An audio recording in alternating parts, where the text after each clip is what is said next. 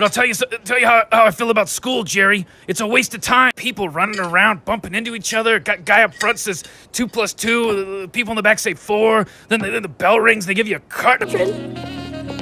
Hi, Frank.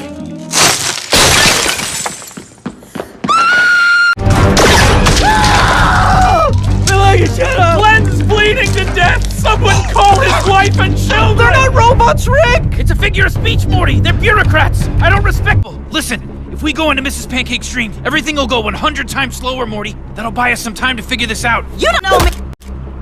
When we get to customs, I'm gonna need you to take these seeds into the bathroom, and I'm gonna need you to put them way up inside your butthole, Morty. In my butt? Put them way up inside there, as far as they can fit. Oh, jeez, Rick. I really don't want to have to do that. Well, somebody's gotta do it, Morty.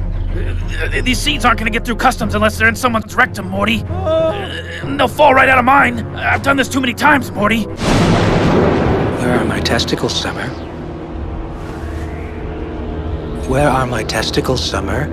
They were removed. Where have they gone? Perhaps tomorrow Dr. Scraps will solve that problem with a bit of surgery.